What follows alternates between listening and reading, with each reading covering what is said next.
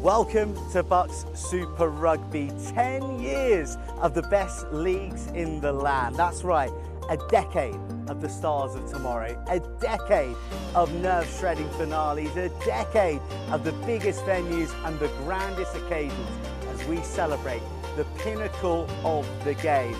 It's been a roller coaster ride to this point, and I say bring on 10 years more as we make Wednesday the best day of the week. A decade of BUCS Super Rugby.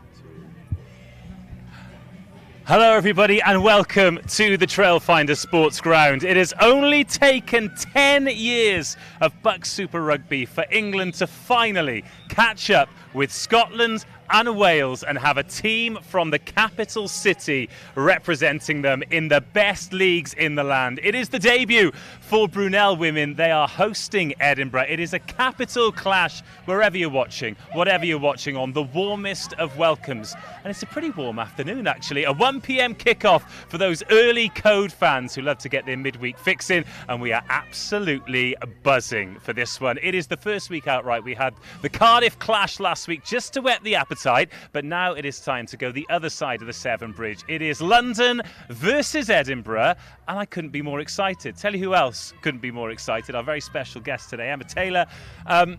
Trailfinders, Canada, but excited rugby fan today, right? This is a big day. I'm feeling kind of nervous. I don't know why. I just have like a little anxiety in my belly, but yeah, really buzzed. Tell us about the Brunel Ealing Trailfinders revolution then, because it seems as though it's happening quickly, but a lot of work's going in. You're playing for Trailfinders Women now, the PWR season about to kick off. It feels like there's a lot of great stuff happening here, a lot to be excited about. Yeah, I think obviously we have coaches who are integral parts of our Trailfinders Women. And then we have our pathway girls who come in, our transition players, especially during the Cup season. While we've had a lot of athletes involved with the World Cup, you know, they've been a huge part of our squad. Not just like numbers at training. A lot of them have been, capped in the Cup games, have played a load of minutes. Some of them out there again today. So they've been, a huge part of our squad. Good experience for them, good for us. But yeah, it's been awesome. Well, we've seen pathways moving in the right direction. 13 of the 23 for Brunel today are coming through the Trailfinders pathway. We've already seen the benefits of Hartpury with Gloucester Hartpury, Loughborough with Lightning, Exeter with the Chiefs. I mean, you're an experienced player, right? You've been around a while. You played world-class rugby wherever world-class rugby is there to be played. How do you feel about these young whippersnappers coming biting at your heels now, looking to be the next generation? I know they're so talented. Like the skill level at their age, like I don't even know if I knew how to pass the ball, honestly, like properly anyways, when I was 18, 19 years old. So it's unbelievable. The strength, like some of the numbers they put up in the gym, they make me look like a beanpole. So that's great. But no, they've been like the work that they put in obviously for years, and to get to this point, like obviously we've seen the speed and the skill in the game change over the last few years, and it's only getting better. So yeah, this league is obviously a testament to it. Well, there are two teams today. Edinburgh, they're a more established programme. Before the BUCS Super Rugby era, they've had their name on the trophy. In fact, we've got both of the trophies here for the league and the cup competition, but they've not been there yet. Let's talk about them then, because they're favourites today. They've got quite a few players who've come through the international pathway. They've come a long way, and they'll be looking to come back with a win too. Yeah, I know they have a big threat on the wing, Hannah Walker, who was just at the World Cup with the Scotland women. So I imagine they'll be looking to spin the ball out wide. And I know that they have, a centre partnership of Nicole Flynn and Lucy McRae, who have also been really strong and have been involved with Scotland underage, but also with the senior women. So I imagine they'll be looking to use them as much as possible today. The Brunel girls have just made their way past us. How do you think they'll be feeling now? Nervous, excited? It's a huge moment for them, a well-earned huge moment. Yeah, I'd say definitely nervous. Like I said, like I'm feeling nervous for them, so I imagine they have some butterflies. A few of them are new to the Brunel program just in general, so But yeah, I'd say they're definitely excited. And there's a few girls, like I said, who've played with the Trail Finders women, loads of caps. Grace White, Annabelle Meta, like those players will hopefully get them through and kind of help get those nerves out of there and just get them comfortable and settled into the game. In fact, she's just made her way in. I was going to ask you to tell us about Abby, who's head coach, but we've got lots of time on commentary for that. We're lucky enough to hear from both coaches ahead of this thrilling fixture. It is Brunel versus Edinburgh, and this is the coach's view. This feels like a really exciting day for us. Is it an exciting day for you? Oh, it's a super exciting day. It's the start of a new chapter of the Brunel journey. So yeah, it's super exciting. I'm a little bit nervous, but super excited. I suppose you've not had time to be nervous. In fact, how have you had time to do anything recently? Well, it's been a bit manic for sure, but I've had a really good team around me at Brunel who took the girls all the way through pre-season, so when I came back in it was just about making a few different adjustments, me trying to fully get to know the girls because there's a few faces that I'd never seen and never met before, so a lot of trust has been put in my coaching staff. But yeah, just tried to take it for what it is and enjoy being back with them, because ultimately that's why I coach, is to coach them. So yeah. What about this group then? Because you're new to the top table, but this hasn't happened overnight. You've been putting together a really special programme, and now it's time we're all going to see it. But tell us about what makes it so special here at Brunel. Yeah, the group's super special. Like, we just hope that they express themselves and that they can be authentically them, and that's what we try and promote within the team and as a coaching staff. We drive standards though as well, like me being a professional rugby player myself, I'm super competitive and I love to drive the standards within the training. And there's a lot of the girls who have come from various different pathways, international pathways, that know how to drive those standards as well and knows what's expected of them. So yeah, it hasn't happened overnight. It's been a long old journey for the past couple of years. Last time we played was on this ground against Newcastle. So yeah, it's been a journey even since then. So we're just really looking forward to showing what we're all about. What about today then? What brand of rugby can we expect from your Brunel team, and what does a good afternoon look like? Yeah, so I expect to see fast and physical. Like, they're the main things that we hope to install into the girls, and they pride themselves on that as well. And a good afternoon for me is just us going out there and putting all the things that we've been working on in training out onto the pitch. Today I'm competitive, I want to win everything, that is just me, but there's certain individual goals that I want us to come out of here and say, yeah, we've ticked those off today. Can you look a little bit further in the future and give us an objective for the entire first season in WBSR? Yeah, that we want to topple a top 4 team. One of the top 4 teams from last season, we want to come in and topple them and make a statement. But ultimately, I want us to come out of this first season in a really, really good place and us putting really good performances together. They're my main things, but with that little bit of a goal that we want to put a stamper and out on this league. So yeah. Good luck. Thank you very much. A new season is upon us, new opportunities for you, the players, the programme. How are you feeling ahead of this one? I think I put something on social media earlier, it's just an excited coach. Like, I genuinely am ready to see these guys take the field today and put into practice some of the bits that we've been starting to build through pre-season. So delighted to be in Brunel's first WBSR match, and I think they'll be up for it, we'll be up for it, and I think we'll have a cracking game of rugby. Is there the thought process though where there's a bit of the unexpected about this, because Brunel are the new team, you're an established team at this level, surely you want to come here, put on a great show and get a great win today? Yeah, absolutely. I think established team certainly, but we've also got 7 debutants in the starting in the 23 today, a couple who are new to WBSR level. So I think it will be, there is a lot of unknown I think on both sides. How well they've picked up some of the new messaging that I've been putting in this season, just like where they're all at. But I think everybody is ready for a game, so that's why I think it'll be really good quality rugby. Can you tell us about some of that messaging then? Can we expect anything different from Edinburgh on the field this season? I mean, I think there's a different playing group, so there'll always be a slightly different feel, and I think the big thing for me as a coach is always bringing that element of freedom and individuality to their performances, while having some of our principles of play and what we want to do. But I mean, ultimately we want to play rugby because that's what people want to watch. What about the general excitement though? Because you've had a long journey here, not the longest journey you'll have this season, but this is now a National League, an elite league across 3 countries. What a thing to be a part of. Do the players feel that as well? Yeah, I think they love it, and they're so accustomed to away games. I think the away days for them, they know they've got an airport travel, they know they've got a hotel, they know they've got all this stuff happening. So, like, you can probably feel the difference between the season pros the last 24 hours and those that are doing it for the first time. There's a little bit more apprehension and kind of thought about what comes next. But ultimately, we're a tight group, and we've been working really hard to bring these new players in, and I think we're in a good spot to get started. 3 o'clock when the full-time whistle goes, what will you be happy with today? A win. And then after that, I mean, I say that, it's a competitive competition, obviously. We want to go after wins, but we're also, like, if I think that we've put into practice some of the things that we've been working on, if I've seen that team sticking together, problem solving on field and finding ways to react and deal with situations, then I'm going to accept that there'll be tactical bits that we'll not get right, and there'll be other things that will just it'll not be quite right today because it's game 1. So good luck. Thank you very much.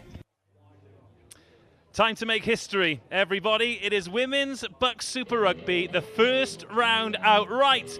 And for the very first time, we have got a home game in London. We've had the men's teams who've maybe visited the capital. They've been to Rosslyn Park. They've been to Richmond. But now we are here at the Trailfinder Sports Ground in Ealing for Brunel University against Edinburgh University.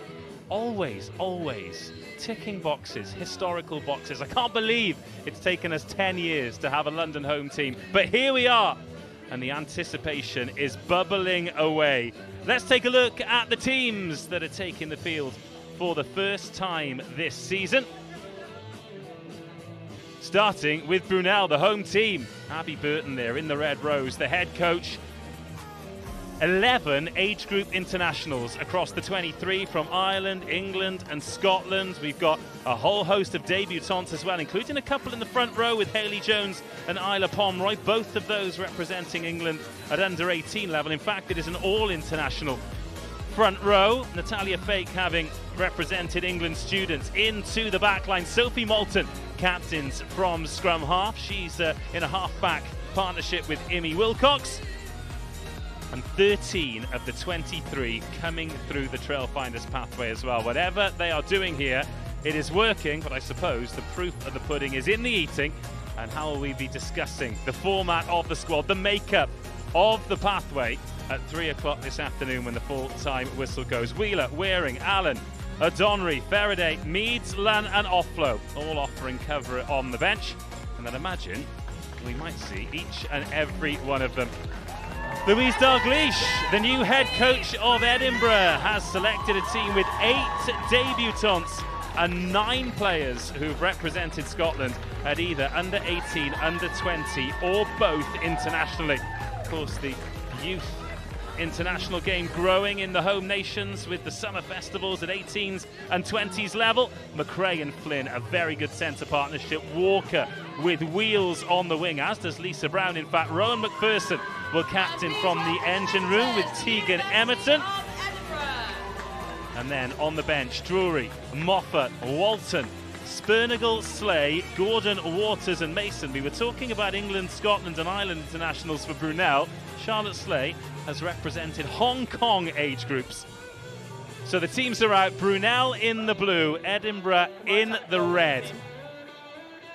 Emma, incredibly exciting, and look how ready Brunel are. Scotland in the huddle, Brunel on the halfway line. It's about to go down. I know, I'd say they're just a bit antsy to get going here. I don't blame them. I like to be ready for the kickoff right away. So what are the non-negotiables then? What do you want to see from both teams? It's the first 5 minutes of the season. What's a good 5 minutes look like? Yeah, I think, the best way to get the nerves out, put in a couple good shots. So they want to probably focus on a bit of the contact area, but I'd say for both teams, obviously there's going to be some errors first game of the season, but just, having a bit of game management, trying to play smart and play in the right areas will be huge for both teams. Imi Wilcox, the first touch in Women's BUCS Super Rugby for Brunel is to get this game underway. Edinburgh receiving. A long journey for them. In fact, they will have to cross 2 borders, as will all of the teams throughout this season. Scotland, England and Wales all represented in the best league in the land. And looking to run it from their own 22 early on as well. It's a long way out from there. That was the first touch for Poppy Mellenby at 15. And then the captain, McPherson, with the carry, but good early physicality from Brunel. Yeah, I think, like I said, Brunel putting in some big shots here. Well, that's a nice offload. Oh, that is a big shot. Huge effort. And now that ball's gone forward. Oh, backwards, says the referee. Okay. Edinburgh, incredibly comfortable going through the phases in their own 22 here, despite the physicality. That was Isla Pomroy, former Scotland international player, who then went to represent England at under-18s. Now the ball's been turned over. First touch for Hayley Jones. Good, strong carry as well. And a big opportunity. Moulton, the captain, options left. And numbers, if they can get it there. Space on the outside for Jackson, who pins her ears back, but she's lassoed into touch. Yeah, that was quite the phase. I'm kind of surprised that we didn't see Edinburgh try to kick the ball out a bit early. Attack, you'll be on the line. So, yeah, that was good work from Brunel just to pin them in there, not concede any pens, and like we said, we saw some big shots, nice and early. Well, if they're going to play like this all season, Edinburgh, they're going to be keeping teams on their toes, but incredibly difficult to do that, incredibly exhausting to do that for 80 minutes. Here's Ayla Ronald, Scotland under-20 international hooker. First line out of the day, finds her captain, McPherson, and great pressure from Isla Pomroy Scrum blue. to trap Scotland behind the line and give them the scrum opportunity. I know we're only a minute into the game, but I think she's already made about 3 massive hits, so she's definitely fired up. Yeah, she is working hard out there, isn't she? And now she's going to have to work hard on the right-hand side of the scrum. So a reminder of the front rows. For Brunel, it's Fake on the loose head, Jones at hooker, Pomroy at tight head. For Edinburgh, Sarah Jones from North Wales on the loose head side, Ayla Ronald, the vice-captain at hooker, and Imogen Spence on the tight head. Here is Moulton, ball in hand. She's not going to put it in because Sarah Jones is flat on her face. Gap you can both manage, all right?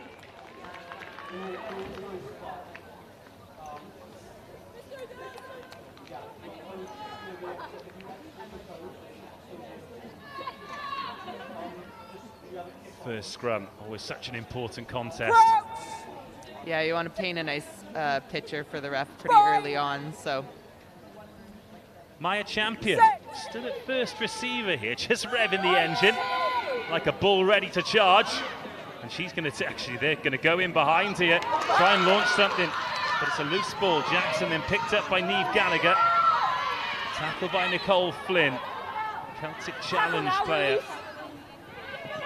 Oh, that ball has been knocked forward in the tackle. It's a little bit scrappy there. I wonder how that ball came loose, particularly after the referee had called that the tackle was complete. Yeah, I'm not sure if you saw my face after that one, but yeah, I'd say they might be a bit lucky, but hey, another opportunity for scrum. How bad? Do feel free to describe your face in these situations. I've been told that I wear my emotions on my face very, very openly, so. Speaking of openly, everyone on the open side here for Edinburgh, absolutely nobody on the blind side at all. In from McCulloch, bit of scrum pressure coming, needs to get this out. Oh, that is huge. Absolutely huge scrummaging from Brunel. Complete dominance at that part of the game, and they'll have a penalty here. Now, are you kicking this for poles, or are you going for the corner? Well, they've made up their minds already. Ambition. Yeah, I think that's a good decision. You know, back your maul early on. See how Edinburgh defend.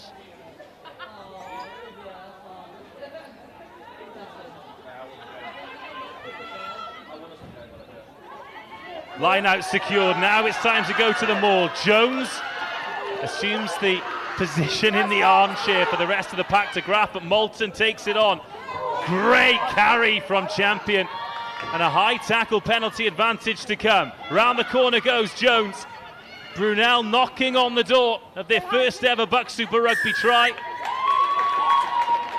Now that's 2 penalties in quick succession. Edinburgh's discipline being tested and the referee's patience being tested at the same time. 12 red. Yeah, I thought that was a good maul setup, and obviously the good maul defense from Edinburgh, good first hit. I would have liked to see Brunel maybe keep that in for a little longer, but yeah, great carry by Maya there in the centers. Looks like they're going to go at it again. And that was Maya, champion of Newman College, so she came through the development pathway. Just see her desperate to get her hands on the ball. And the maul is set again. Will they be a bit more patient this time? Down, hands it off to Jones. Jones tucks it under the left hand, and this looking good for Brunel. Down just short. Carry from Hayley Jones, who's over. It's taken 6 minutes for Brunel to open the scoring. The perfect start, built on strong defence. But then a couple of opportunities in the 22 is all it took, and Hayley Jones gets Brunel's first try of the BUCS Super Rugby era. Yeah, that was better patience on the maul. I saw Sophie Moulton go in again. I thought she was going to pass it out wide again, but I'm glad she decided to keep it in. Let her forwards get the work done there early. Brilliant try.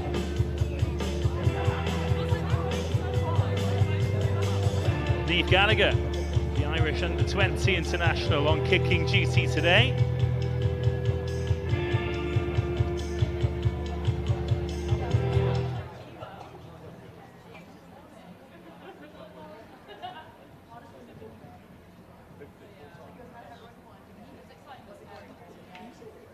Gallagher sends it on its way.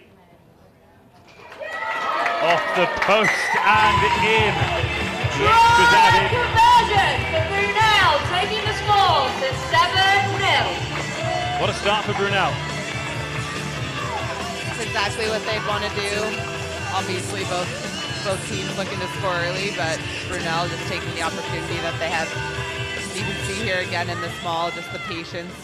This is what I was talking about. I thought Sophie was going to play it out, but I'm glad she kept it in the forwards.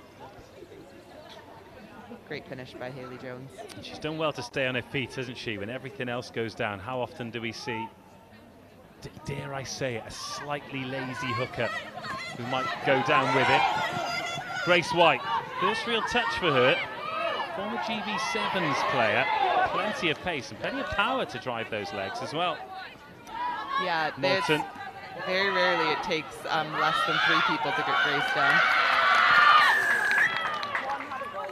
You've got to admire the ambition from Ronald there. She's like, if I tap it and go, is it our penalty? Is that how it works?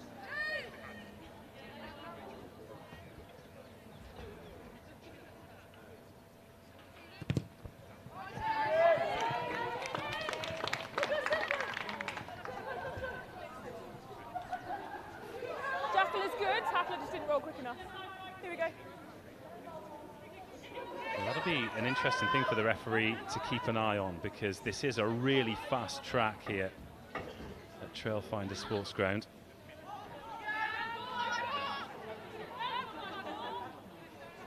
So if tacklers aren't rolling away, the penalties could really mount up. Jones, the try scorer, nice and quick off the top, and Moulton gets it moving. Some big ball carriers in midfield, including Annabelle Meta, Wilcox, Hall.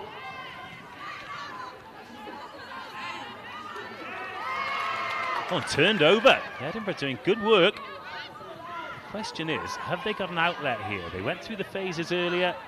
The handling was pretty comfortable, but there aren't many teams who can go, what, 8, 9, 10 phases.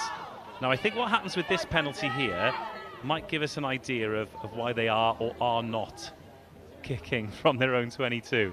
I was actually just thinking that. I was kind of expecting them to go quick there, but it was a brilliant kick for touch, so. It was Lucy McRae, former captain of the Scotland under-18s. I mean, we do see it in, even the PWR, Bristol Bears. They're pretty well known to like to play out of their own 22, and a lot of the times if you have threats on the wing, as do Edinburgh in Walker, sometimes you're just trying to get ball in their hands early. That's a little bit of luck off the line out here in Edinburgh. They can still launch. And it's just a loose one in behind. Grace White does well, coming off her wing. Ellie McCulloch, the scrum half today for Edinburgh. Nice step off the right foot. Keeping Brunel honest. Can't get the turnover, but can slow the ball down. Little nudge in behind from Cunningham. Oh, that bounces. Gallagher gets a little bit lucky with the bounce. Keep going, one. Clearance kick up to halfway. Cunningham takes it on, has a little look. And the footwork working. And Scarlett down making tackles. Up the short side they go. Ball and all tackle, but offside.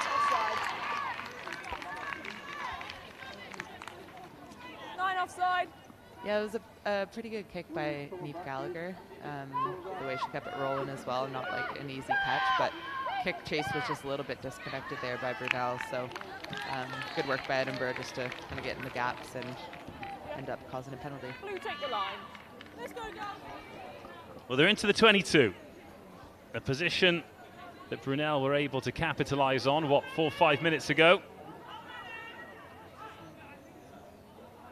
First job for Ayla Ronald. I was going to say first job, nail the line out. First job, find a rugby ball. Please.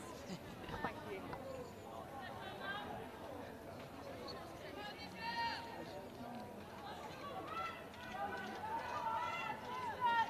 you. McPherson sneaking in there. It's good ball for Cunningham to take to the line. McRae tips on.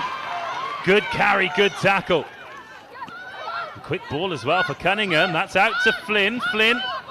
Mellenby. Oh, is that knocked on? Just a knock on.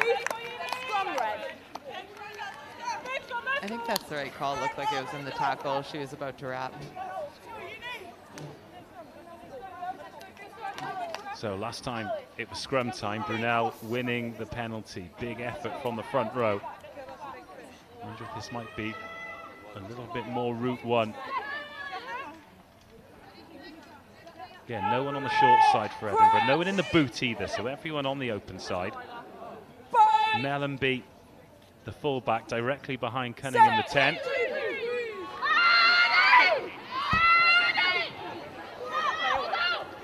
And now it is Cunningham. Goes short ball, lovely line from Flynn. Still going, Flynn. Brought down 5 metres short. Best chance of the game so far for Edinburgh.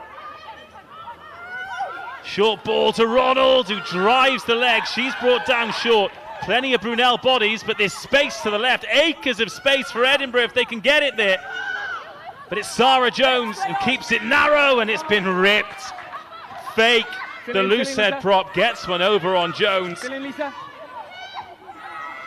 Now the exit isn't easy, but that's brilliant work from the team in blue. Yeah, there was a good string of attack, like you said. Unbelievable line off of that scrum. But yeah, good goal line D by Brunel. Hopefully look to see them exit here themselves.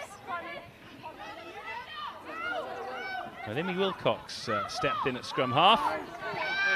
Tegan Emerton making tackles for Edinburgh.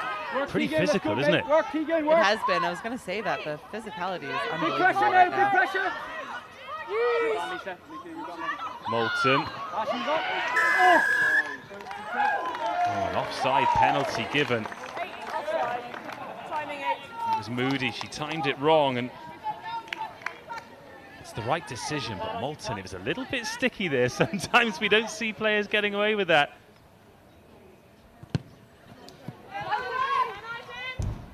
Yeah, honestly, I love a good charge down kick, but you really have to nail it, because a good 9 as well, they'll milk it as well if you're even look like you're offside. So there's nothing quite like the uncertainty of the moment the ball hits the hands, is there? Where's it going? Is it going out of play? Is it going into the dead ball zone? I always seem confused, but it's usually always in front of you. Yeah, and if you don't know where it is, look up. Again, Mita. Creates great field position. Really good go forward ball from the Brunel number 8.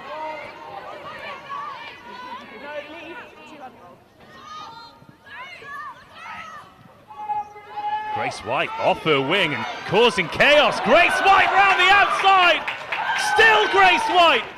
Finally, she's brought down just, but ghosting through, arcing round. What a run from the England under-20. And I imagine we're going to see that a few more times. Little slide through the middle. Moulton, the captain, under the post. And Brunel get try number 2. Well, they're winning the power battle now. They're winning the pace battle. And Sophie Moulton takes full advantage. No, I was just going to say, such a good spot by her. You love that it at a 9 that looks to go first, and just, you know, such a threat other than just passing off the deck. So, yeah, brilliant finish by her. Yeah, I'm going, guys. It's up to you to come with me. I was actually going to say, I thought it was phenomenal cover tackle as well by the Edinburgh back 3 on Grace White. I mean, she's not an easy person to bring down, but yeah, just a great spot by Sophie Moulton. Simple conversion for Niamh Gallagher to double her tally. Making 2 7-point tries. Brunel 14, Edinburgh 0. So far, so good. Let's take another look at this starting with Grace White, because yes, it was a great opportunist effort from Moulton, but it all comes from the panic that Grace White has sowed in the whole Edinburgh team here.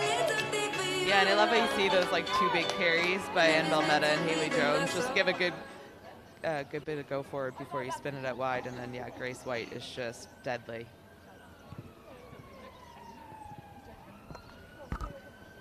And the gap well spotted. No chance for Moulton, Eloise Moulton that is. She's a little bit too wide. And Sophie Moulton under the sticks for her first Women's BUCS Super Rugby try. Hall fumbles, Jones gathers.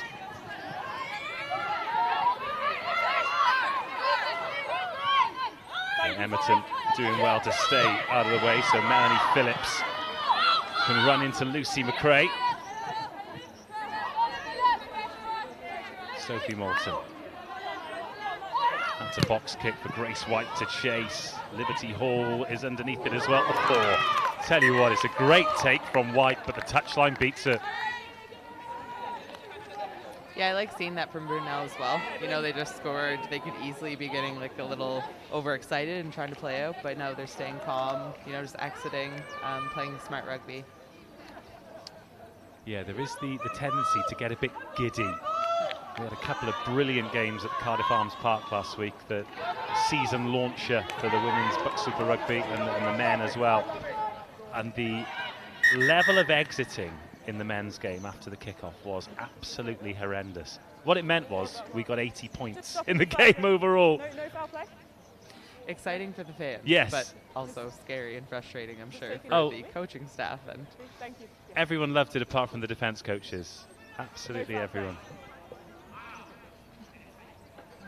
No, but it was an incredible occasion. We had 6,500 there at the Arms Park last week. I'm very much looking forward to how this season goes in both women's and men's BUCS Super Rugby, how this Brunel team, the support will continue to increase, especially, look, they're 14-0 up here. They've not won this game, but they're already showing that they are competitive and they belong at this level. yeah, that's exactly it. I mean, that's what you want at this level, isn't it? Just competition across the board. Yeah. You know, for the PWR, you want the league to grow, and in order for the league to grow, you kind of need all teams contributing and doing that. And yeah, I think it's really apt as well that the season's kind of started the last week with, you know, the buzz still going on from the Rugby World Cup, and yeah, I think everyone. Non-previous rugby supporters are now on like the women's rugby train, so hopefully we see kind of more supporters this season than ever, really, for BUCS women. And that's, you know, supporters who come down to watch the games, supporters who might be tuning in to watch these live streams for the first time, and realising that yes, the Rugby World Cup, the Six Nations, fantastic tournaments, but there's great rugby happening in the UK every week. So welcome, come on down. Come and be a part of it.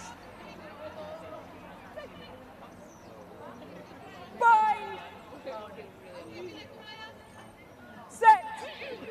Amy McCulloch puts it in. Slightly more solid scrum for the Edinburgh girls, but it does look like it could crack. Right then, kick to chase. They've managed to turn white. It's well cleared up, but the chase is good, and Lisa Brown gets in the spokes to Niamh Gallagher. I loved that kick. It was a really good decision. Like you said, great chase. But there's a composure about Brunel, isn't there? Yeah, like I said, just even their decision to exit here, I think, is brilliant. Three giving chase and getting in the eye line of the catcher, and Lisa Brown. Sorry, it was Cunningham who was underneath it.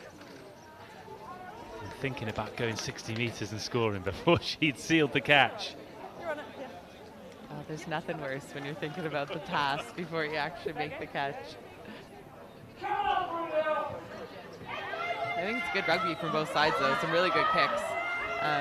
Like we said, I think Edinburgh's kick there into space was brilliant. You know, it's a good bounce for Brunel, but then, like you said as well, like Brunel just managing really well and playing smart.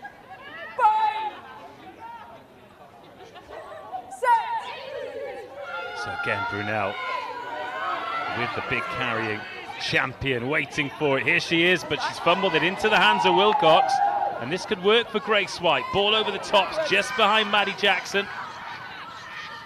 She tries to dance her way out of trouble, manages to get over the gain line. Moulton. Meta. God, it's a great clear out. There were hands on that.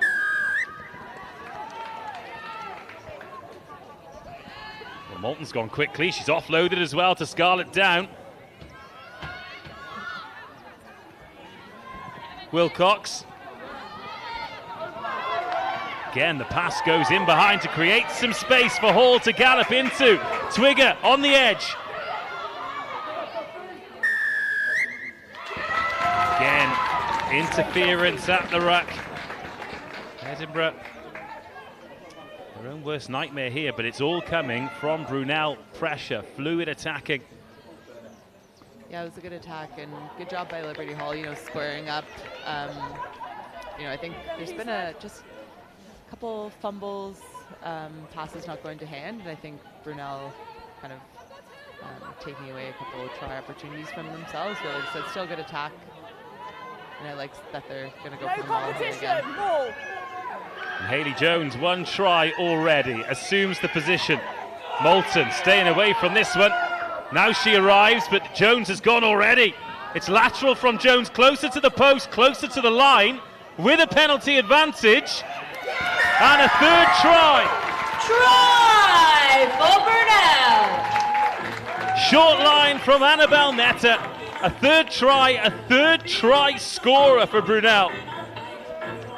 And this perfect start gets even more so.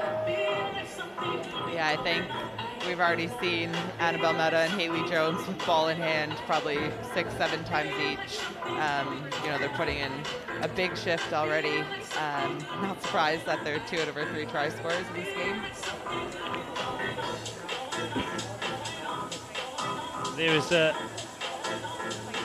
relentless tempo about this when Brunel go forward, and the only way Edinburgh can deal with it at the moment is to concede penalties, which is just inviting even more pressure. I'll tell you who'll be most happy with where these tries are being scored at the moment is Niamh Gallagher, because she's got a lot of conversions from very close to the sticks. She's 3 out of 3. It is 21-0 after 23 minutes.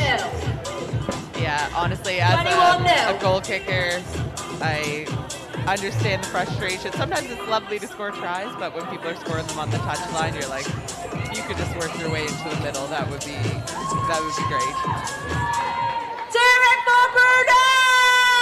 So it's getting tough now for Edinburgh because they're on the back foot. The style of rugby that's being played is very, very tiring for the defending team. How on earth do they go about slowing down Brunel? Because until they do that, they are not going to get anything out of this game, are they?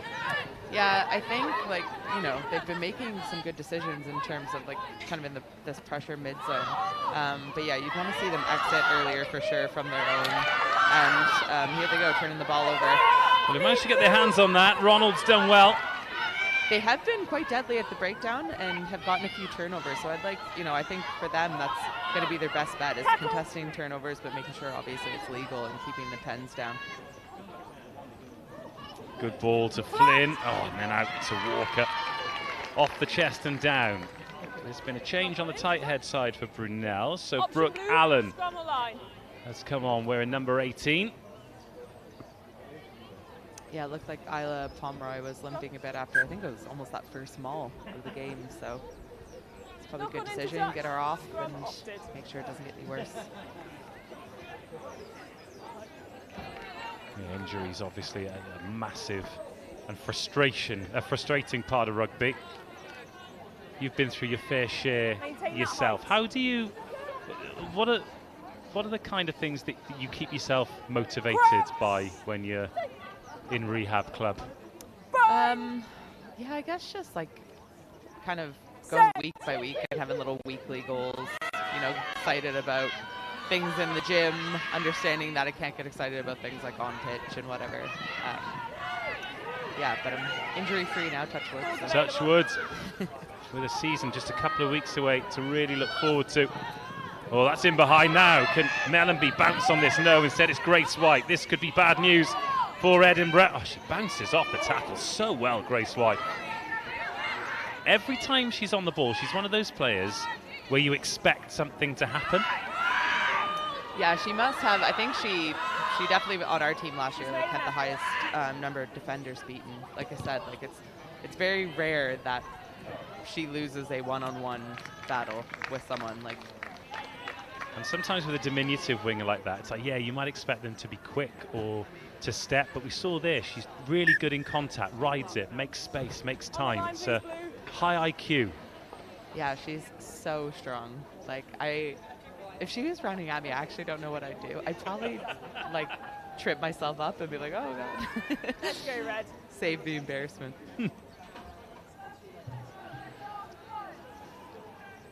She is yet to add her name to the scorers list. If you're just joining us, 26 minutes gone. We are at Trailfinder Sports Ground. Edinburgh have made the journey down. It's Brunel's debut at this level, although judging by the way they're playing here as they try and turn over that line out. And in fact, they've done exactly that because the ball wasn't straight. There was a competition for it, so Brunel will have the ball. Well, they've scored 3 tries. Took them 6 minutes to open the scoring. Hayley Jones, the hooker, over with the help of her pack. That was converted by Neve Gallagher. That was followed by a Sophie Moulton.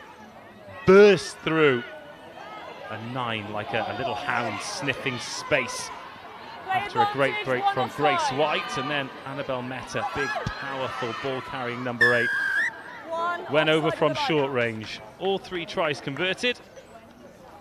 Edinburgh have had a couple of visits. They've tiptoed around the 22, but they've not really put any pressure on the Brunel line yet. Yeah, I think right now, even just watching that last line out, Brunel's just winning the set piece battle at the moment, and it's just so tough being in a game where your scrum and your line are, I wouldn't say struggling, but not overly dominant. So that might be something that they kind of chat about at half and try to clean up in the second half. But Brunel's definitely winning that area at the moment. And I drinks in there because now Brunel just had an overthrow line out. So. And just like that, Edinburgh up to halfway. Is this the one they can take? Oh, knocked on by Brunel. I was about to say, is this the one they could take advantage of? No. It doesn't really matter, 9, does it? I do think the commentator's curse is a real thing. There's been a number of times when I said things and then the opposite happened. Oh, totally. Now I just look like an idiot here, 100%. I mean, there'll be people watching BUCS Super Rugby for the first time. There will be others who've been on the journey since the very, very beginning. But my first ever game of BUCS Super Rugby on commentary was Hartbury versus Exeter men's, and it was an unbelievable game. And Exeter were winning, and I gave Cy Linsell player of the match, and he played here for a long time, didn't he? Just to leave at the end of the season. Great guy, fluent in Arabic. And then Hartbury scored a penalty with a clock in the red, won the game. And Burnsey, who's around today, he had to interview him. It's the most miserable post-match interview ever. But here come Edinburgh, a little bit of space to run into, but the pass goes to ground, and one of those is going to have to stick. But yes, the curse of the commentator, 100%. So welcome to the club. Delighted to have you here. Okay, I'm glad I'm not alone anyway. No. So if you do see Sai around, is he still around the area, or has he gone to pastures new? I don't think so. Yeah. Well, if you do see him on the road, you can remind him of that story. I'll let him know. You still think about it every day. Yeah, every day.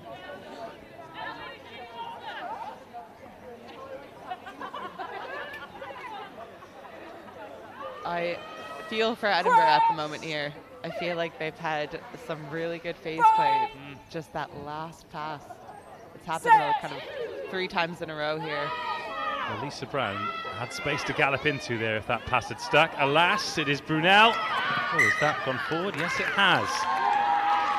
Maybe that little bit of adrenaline from the start just starting to wear off here for Brunel.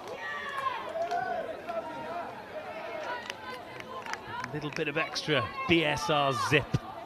Yeah, definitely. I mean, you always wonder too, like, you know, the teams that travel and whether they kind of feel it in their legs from traveling a bit and a bit of exhaustion. So, you know, it's a game of 2 halves. So for Brunel kind of finishing out this half and going into the second, kind of like you said, they're going to have to keep calm and manage the game, and Edinburgh are going to have to dig deep here and start getting some of these passes to stick. And this scrum, 20 metres in, nobody on the short side for Edinburgh. Really interesting way of lining up, and it's another good carry from Flynn, and Flynn is through. Nicole Flynn looking for options, finds one. Hannah Walker back inside, but goodness me, how have Brunel got themselves out of that? Absolutely incredible wing play. A little bit of luck, a little bit of brilliance, and no way through for Edinburgh. That was astonishing. Yeah, that was such a good attack. Last pass went to hand. You would have loved to just see Walker keep that in hand, or try to like pop it off from the ground or something, throw in that kind of crazy loopy pass. I know what she was trying to do, but yeah. Looking sharp here for Edinburgh though. Emerton takes them to the middle of the pitch on the 22. Ronald has a little sniper herself and gets over the gain line, picks it up and crawls forward. Fake puts paid to that. To the right-hand side they go. Cunningham back into the hands of Flynn, who is taken ball and all by Moulton. And Nicole Flynn, the danger player for Edinburgh, is wiped out by the captain, the scrum half. Big brave tackle from the halfback. Yeah, that was a really good read by her. You know, sometimes when you shoot up on the 13 like that, if they can get that last pass away, but yeah, that was brilliant tackle by Sophie Moulton. And Edinburgh just looked like, I kind of noticed that. I don't know if this is, you know, part of their game plan as well, but they're almost like pistoning back and forth, playing both sides of the ball, which can be, you know, tough to defend.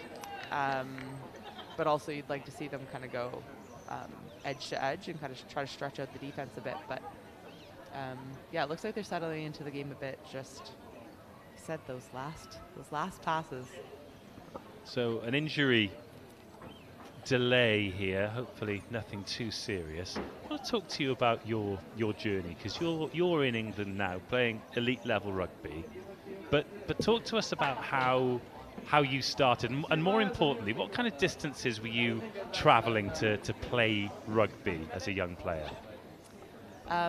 Well, I grew up in the country, like middle of nowhere, so I traveled quite a bit. Yeah. I started out playing like kind of classic, like high school, got involved with the provincial program. Back in Canada, university level rugby for women is like our main pathway at the moment. So I know, you know, in England, club tends to dominate, but it is cool to see like Super BUCS and BUCS rugby like getting so much bigger, because that's something like I recognize, the university level rugby. So yeah, that's kind of where I started to like settle in and kind of figure out the type of player I was and what have you. Yeah, then I moved overseas, and the rest is history, really. Because with that in mind, I know that in Canada, like a 6-hour drive is what you'll do to get burger and fries, you know. But for these players to have to fly to a game, to go from Edinburgh to London or from Exeter to Loughborough, it just seems an incredible opportunity for starters, but also incredibly taxing to try and fit that in with your degree as well. I know, and I feel that it is like rugby in so many aspects, right? It's just something you can't do unless you absolutely love it. And that is, you know, we usually talk about that in the terms of how physically demanding it is. You know, you can't put yourself through that unless you're in love with the game. And the same goes with like the commitment that it takes. You know, if it's not something that you're absolutely heart set on doing and wanting to kind of undergo every day, like, yeah, it's definitely tough. Yeah, the travel, like you said, is in my blood to drive that type of distance for training sessions and whatever. But yeah, it's definitely tough on them.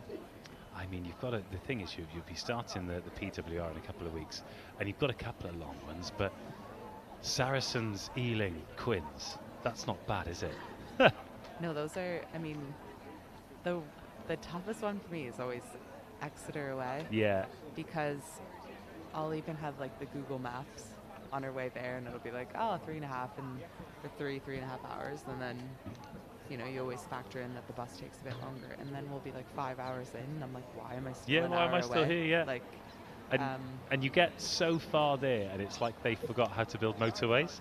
no, it's I think that's what I miss most about Canada is the motorways and just the width of the roads, and you know, there's not just one road that leads everywhere. Yeah.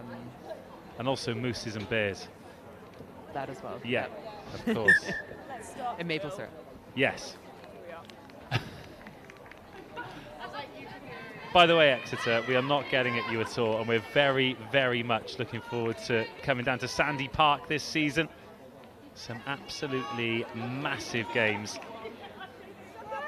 Great to have Poppy involved as well, not just as the coach of the Exeter programme, but also with Fordy and the England students who made their debut in women's rugby. Great to have as many opportunities for international rugby as possible, and to see that recognised at students level. First class stuff. Another pass doesn't go to hand and invites a bit of pressure on Edinburgh. And the pressure increases as the penalty's conceded. Yeah, that was good pressure by Scarlett Down off the back of that scrum. She saw a loose ball and she just went full tear. Yeah, something happens to back rowers with a loose ball, don't they? Like a retriever with a tennis ball. I swear I would hit like a speed PB if someone could just let me chase a loose ball. But it's always, you know, there's no incentive, so they want me to run fast between these two gates. And Yeah. I'm like, just put a ball in there. Just put a ball and make it bounce in an odd direction. Brunel back into the 22, searching for a bonus point try before half-time. Drilled into Phillips, and they trust the maul again. Jones in position, peeling up that short side. Moulton's going to want this. Now Champion to the line, peels out of the back, and then Wilcox finds Jackson. Grace White chasing this, and they get her on the midriff nice and quick so she can't rev the engine. Oh, and Mellenby on the wrong side, can't get out. Be interested to see kind of how close Edinburgh are to getting a card possibly here. I think they'd want to be careful. I think there have been a few penalties for the same thing, but I think the fact that they've been in different areas of the pitch might mean that the referee's given them the benefit of the doubt. But we maybe not on final warning, but certainly in the conversation, the warning before the warning, you know? Yeah, it might be a halftime warning. Yeah. Question then: does the warning reset at halftime? I think so. I personally think so. Meta goes up the short side and tries to roll away from Ronald. Pick and a go from Brooke Allen, her first real carry since coming off the bench. Hayley Jones steps in. Stood up well. Oh, now Moulton, Eloise Moulton needs to get out. Her teammates even trying to drag her out so she can roll away. Now, has to be a conversation. Is this the one? No, instead, quickly they go. Scarlett down, tries to reach, tries to score. She's just short. It's another pen advantage. There must be a chat to be had here. Brooke Allen, can she ground it? No. Difficult one for Sophie Moulton. Oh, lovely hands out to Wilcox, and they'll walk in the bonus point try. Niamh Gallagher with the 4th try of the game. Again, Brunel absolutely relentless in the red zone. And Niamh Gallagher, 3 conversions and 1 try. What a half of rugby for the Brunel fullback. Yeah, and I wouldn't be surprised if we see her punch this one over again. She is unbelievable kicker. The distance that girl can kick is crazy. But yeah, I was actually going to say I wanted to see her with ball in hand a bit more. She's such a threat. Yeah, really smart rugby player, and delighted for her. A bit further away from the post, but a good side for the right footer. 16 metres in from touch. This to keep her perfect record. Never in doubt. 28-0, a bonus point in the bag, regardless of what happens in the second half. Brunel are guaranteed they won't go home empty-handed. Let's take another look at this one. Like the patience by Amy Wilcox, Brunel's 10 there. You know, she had the ball, kind of got that quick pop from Maya Champion, and she knew that she had some space out wide, just throws a perfect pass to hand. Easy finish. Nice to see that dynamic from Champion as well, because everyone knows that she's got that brilliant go-forward game and she's desperate to run into traffic, but when it doesn't work, the awareness to find the offload, to see what the best option is, to keep the attack moving. Yeah, very Tatiana Hurd-esque. High praise. Here is Gallagher. Puts that cannon of a boot, and further than Mellenby thought it was going to be. It's over her, and it sent Hayley Cunningham all the way back. Hannah Walker. A couple of minutes before half-time. Just a reminder, our clock's pretty accurate, but it's not perfectly linked in with the referee's watch. So throughout the season, if the clock goes red and your team's winning or losing by a couple of points, A, don't get too excited, and B, don't give up too much hope, because there might be a few more seconds remaining.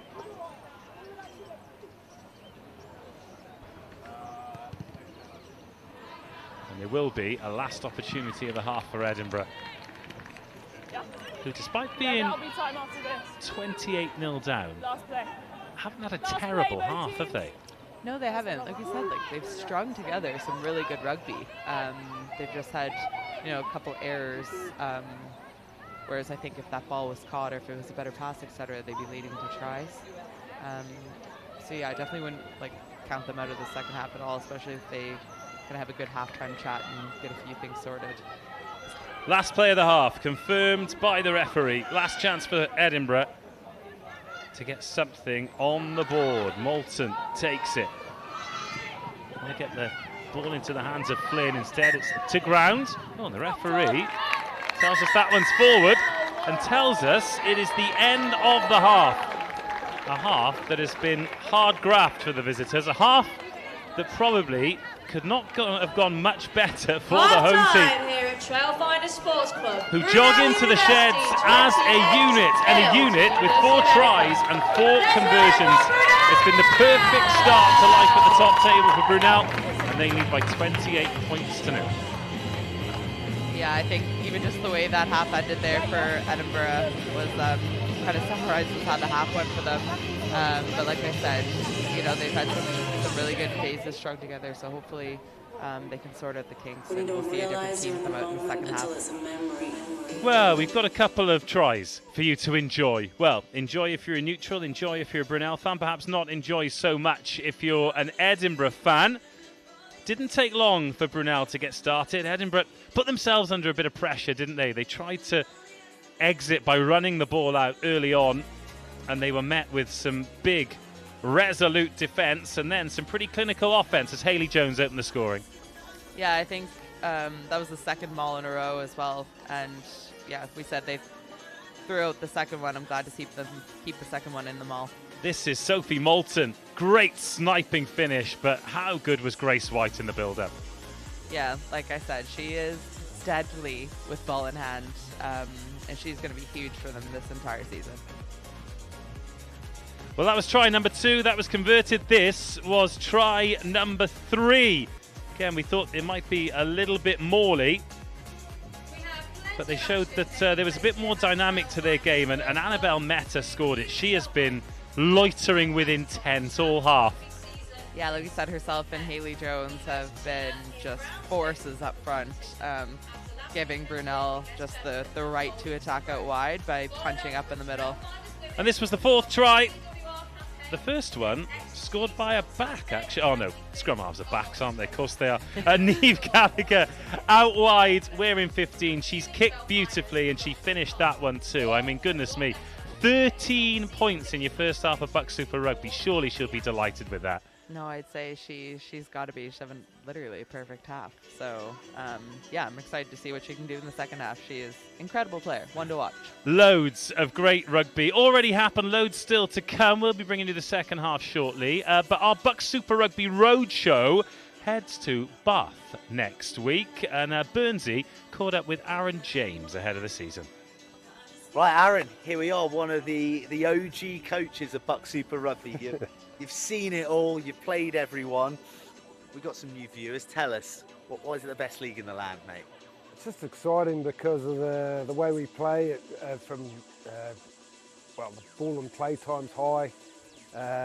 You've got so many keen rugby players, keen to impress and win, that are ranging from really professionals, some of them, to some really strong developing rugby players between that 18 and 23 generally age group, and all loving life and loving the rugby that we get to play, which they're great to coach, great to watch, and it creates a really spectacle that's gone above and beyond what we thought. Yeah, loving life as a brother at the University of Bath. And why wouldn't they? I mean, like, you've got some big occasions as well. You know, you've got the anniversary game that's coming up at the Rec too. That's a special one. That's one that's built up as well over the years, because what did you have last year, 7,000? Yes, yeah, and if it hadn't been chucking it down with rain, we would have pushed a bit more, I think. But hell of a game as well. Yeah, it was. A big score and a draw, and look, it's fantastic. You know, it's from a relationship with Bath Rugby, and look, it's a special day for loads of people, not the university, the players, and get the chance to play on an iconic ground in front of their mates is just a memory for everyone. Every game, even for us old fellas, is a memory down at the Rec. So really looking forward to that. Mate, you've had some special players over the years, loads of them playing in the Premiership winners, in fact, guys like Miles Reid last year.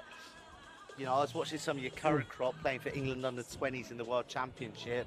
Kepi Tuipulotu, Tyler Afire. Well, who's next off the cab rank? You've got some special boys joining this year? Oh, we've been lucky that we've had some good players through, but that's what we're about. We're a development program with a performance focus, and not just us, but all the other unis in BUCS Super Rugby, and we've been fortunate that we've produced quite a bit, and we want to find the next ones to come up. You know, we've got some names, but we forget, like, you know, the players that have just come out of some really good schools and colleges that have made names for themselves or gone on into, you know, moved on from BUCS Super Rugby into, you know, could be Championship into some into Premiership. So, look, you know, that gets us out of bed in the mornings, because we're just developing some really keen players from across the board with really good CVs and not so good CVs. Right, let's address the semi-final in the room, Aaron, because it's been a few really... That's quarter. Quarter final. Thanks, Joey. Brilliant. It was semi-final of the year. I'm before. off, so let's talk about this knockout hoodoo, okay?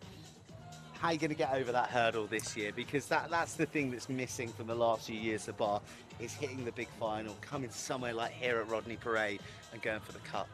Well, thanks for bringing that up, mate. I think, We're not afraid of the big questions here. 4 months ago, that's old news. It's fish and chip wrapper. Look, we learned a lot from it. We were Cardiff Met, well coached, well played, well beaten.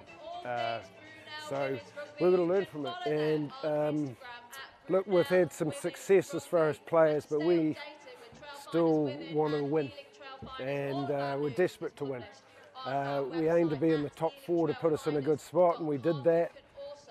But we learned a lot about finals footy, and wrongly, and we will keep progressing to make that right and turn that round for everybody.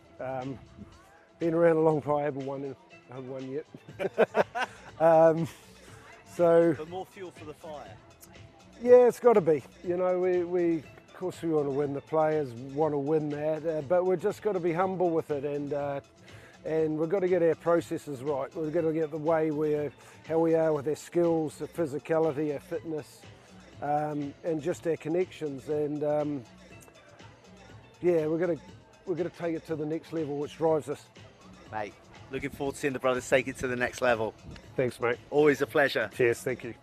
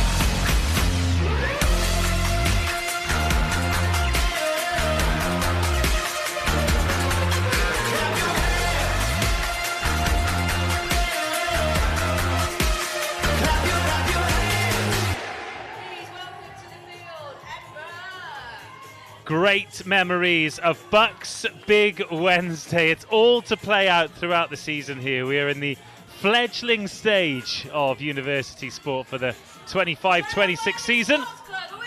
And it is so far so good for Brunel University. Edinburgh yet to get a foothold in the game, but we've seen some magnificent comebacks in this league. Sorry, the PA announcer is super loud and we've got a speaker literally next to our faces here. But half-time chats are done, oranges consumed, players hydrated and ready to go, and Edinburgh need to get going here. Cunningham starts the second half. Feel as though Edinburgh desperately need the first score, but Brunel, having started and ended the half brilliantly, will be looking to do the same here.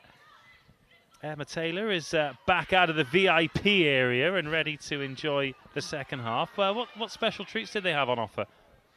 Oh, I can't tell you. Oh, it's a secret. Secrets after everything we've been through. First possession of the half will be Edinburgh's then. They've managed to get that ball, spent a lot of time in that middle third. How do they punch through? Well, it's a good start.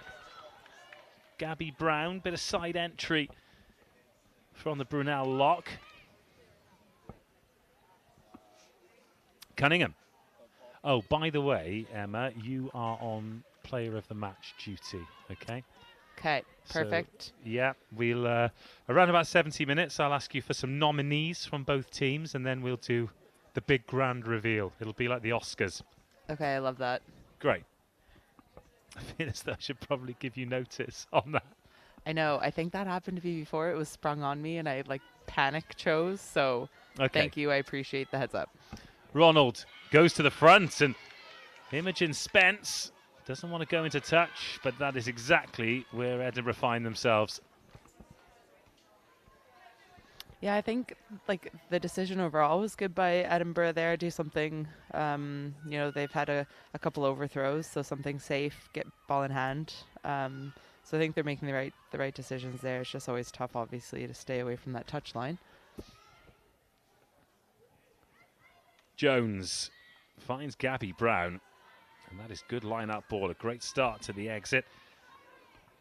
No massive change for either team. Brooke Allen still on, so no sign of Isla Pomeroy after she went off early on. Lovely ball and a great line. Brunel playing with a penalty advantage. They might not need it here. Smart little nudge to keep the foot race going. Gallagher chases. Gallagher wins the foot race, but is stopped short by Lisa Brown. Try saving tackle after some Niamh Gallagher excellence. A little snipe. They're over the line. It is grounded by Grace White. Wow. Who is rewarded by the brilliance of Niamh Gallagher in the same way that Moulton was rewarded with the brilliance of Grace White. What a score. What goes around comes around, they say, you know. Yes, unbelievable. And I think if you just see that pass from Emily Lunn just to get the ball out wide to Niamh, I think we'd said it right before half that we wanted to see Niamh Gallagher with ball in hand more. And there you go. That is what she's capable of when she gets a bit of space. We were a Lisa Brown tackle away from perhaps BUCS Super Rugby's greatest ever individual try there.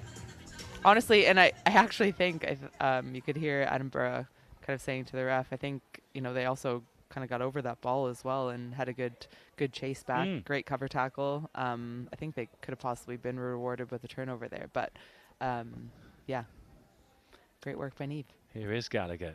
She's hopefully refreshed the legs enough to split the uprights here. And she has. So what's that? She's gone 80 metres. She's chased her own kick. She's set the try up. She's converted it. Let's take another look at this. Firstly, this pass, beautiful. Yeah, and even just the way you can see Niamh Gallagher cutting back in towards the ball. A lot of the times when you're in space, you want to run away from the ball. But the way she comes towards it, it's just a brilliant line. Oh. Yeah, if that ball sits up and she's taking it chest high, not thigh high, it's probably try time. Huge credit to Lisa Brown as well for making that tackle. But Grace White on hand. Rugby's a funny game, isn't it? Because all the clean breaks going around the outside, but she scores her first try in BUCS Super Rugby from a metre out. Another penalty advantage coming here. Perhaps another opportunity to launch from deep instead. Moulton looks like she's going to send this sky high. That little nudge in behind and turns Mellenby, but we go back for the penalty. Back to that pragmatism. So Brunel are showing a couple of sides to their style here. They're not scared to attack, but after they've scored, it's always a pragmatic exit.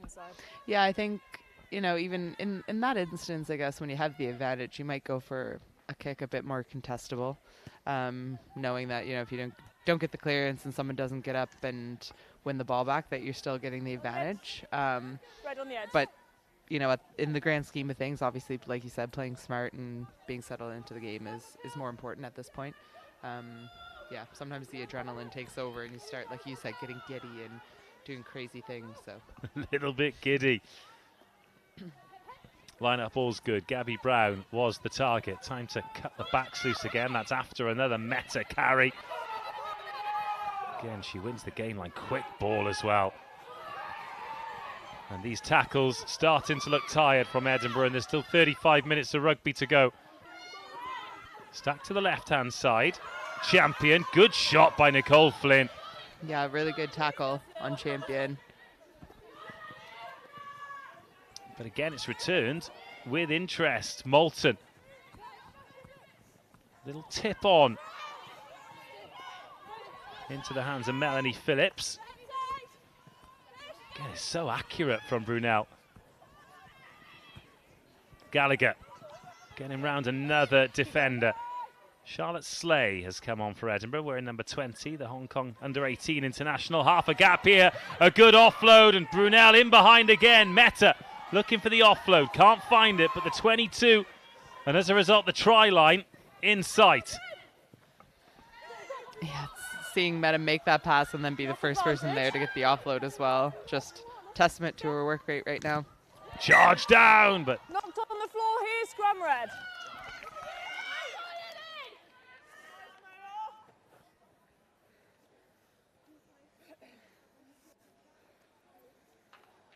Yep. Blue 4, 4. change in the back line for Brunel. Emily Lunn has come in. She's in a blank jersey. And now a change in the engine room as well. Melanie Phillips off and Jasmine Adorni on. Another who's represented England, both under 18 and under 20. Betsy Meads on the blindside flank as well. 6-2 bench for Brunel today.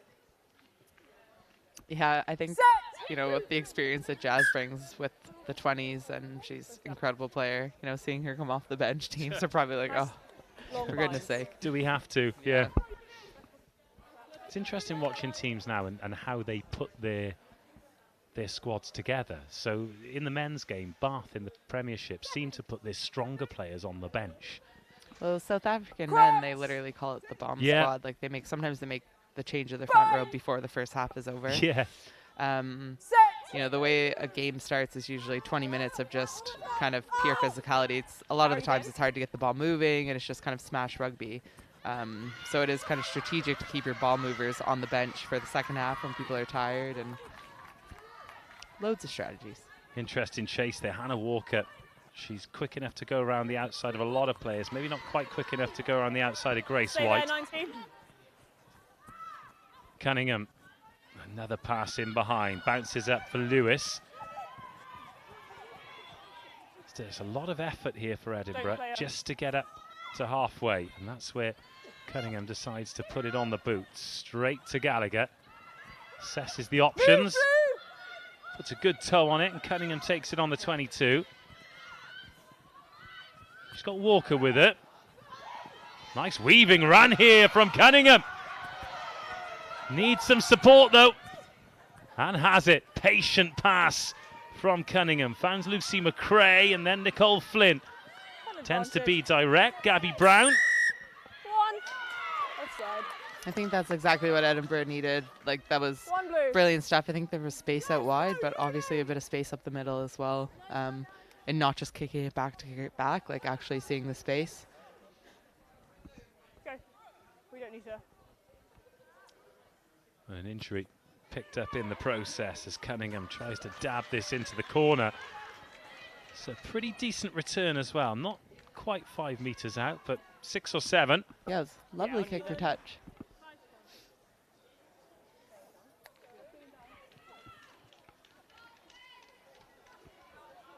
It can be tricky sometimes as well, kicking, being a right-footed kicker, kicking for the right side of touch.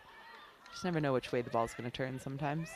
There's some great research done by Sam Lana about how close you can get to the try line from a penalty, 5, 6, 7, 8, 9, 10 meters, and how much more likely that makes you to score a try. And it's incredible how much difference it makes just getting that 5 or 6 meters out. Oh, they've gone off the top early, not trusting them all, instead trusting the lines of running. And That was a decent start, but now these 5-6 metres, potentially the hardest. Oh, a little dummy, a little shimmy, but the ball's gone forward and Meta's there. Scrum advantage, blue. More changes for Edinburgh. Moffat on in the front row. We're in 17, and already mentioned Charlotte Slay. Well done, Use. Yeah, I'd say Edinburgh would be a bit frustrated with that. I'm interested as to why, 5 meters out, why they're not mauling. That's the second time they've been in the attacking kind of 15 and have chosen to go off the top. So Scrum advantage over. Does that make you angry? frustrated would be the better word. Trust the maul. Yeah, trying to give it to the big girls. Leave it 14. Yeah, I wonder if hopefully that's something that they'll look into anyways. And I mean, we know they have some threats in the back line, and maybe that's what they're looking to do, just get it to them as early as they can. But good short ball, good line, and Ronald takes them into the 22. Desperate for points, desperate for opportunity. Lewis, she's been a bit busier in the last few minutes, Lewis. Now Cunningham. Is there some width? Is there some opportunity? That's a decent offload. Feeding the speed, but oh, Brown gets whacked by Maya Champion. Again, it just didn't quite sit up for her. Good pressure at the breakdown from Brunel. Captain McPherson gets low, then gets high, then gets brought down by Adorni. Neve Waters on as a replacement scrum half. We're in 22 for Edinburgh. Knocked on. But the ball knocked on, and now Brunel thinking about going from deep. Scrum advantage doesn't last long. Meta goes through a lot of work, doesn't she, at 8? We've seen her big carries, but she's always in the right place. yeah, she is. Her work rate's phenomenal. And yeah, really good ball carrier. Even better tackler, would you believe? She's up. Scrum, red. 12 minutes of the second half gone. Just the Grace White try off the back of an incredible break from Neve Gallagher added to the half-time score. No, we're not. Let's go. Let's go. I thought your 9 was going off. Let's go, Yenny. Early kickoff as well, 1 p.m. Okay. Fan of an early kickoff, Emma? Yeah, I think 1 would be the earliest I'd like. I think like 2 or 3, perfect time for me. Yeah. I don't love playing under the lights. Do you not? No, I have an astigmatism. Okay. So it's a bit glary for me, my old age. And you haven't worked out the correct way to play in shades. Yeah. No approved equipment yet. Another big scrum from Brunel. Second scrum penalty of the match. Mark's here. Red driving up. Now again, Stay do in you the go contest. back-to-back You go, scrums please, here? 10. Or is that tempting fate? You were talking about South Africa early. That would be right out of their playbook, wouldn't it? Yeah, I pretty much would never pick a scrum off a pen like that, especially in your own 22, unless you're like smack dab in the middle of the sticks and it's a really tough kick. But Yeah, bang on I there, mean, I thank guess you. unless your scrum is absolutely walking all over them, but then you're, best case scenario, you're just getting another You stay in pen, that and then contest, okay, Red? you can only do that for so long before your front row get angry with you, Either angry or just exhausted. Yeah, a bit of both. Well, one usually follows the other, doesn't it? I was just gonna say, same, really. Nice handling by Meta. But now, Edinburgh trying to create the maul, trying to create the opportunity. Oh, they've got a knee down. That's really well played by Brunel. It's a massive effort from Flynn to try and create the maul opportunity. Feels like a while since Brunel have had ball in hand, but what about this carry from Hayley Jones? Yeah, she's been all over the park as well, and her carry's like just so dominant in every carry. Gallagher straightens up.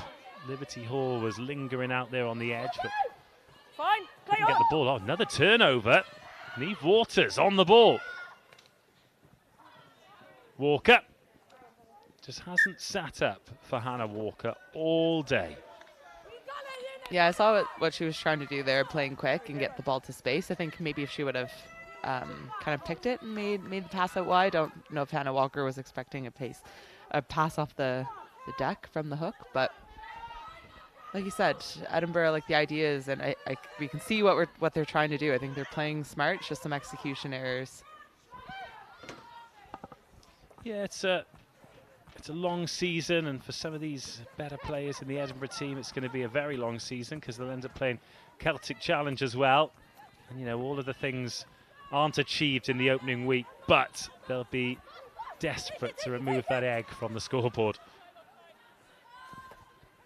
Yeah, in game one, you're going to expect these types of errors, right? Like, you got to build from something. So, obviously, Brunel have come out very hot, but...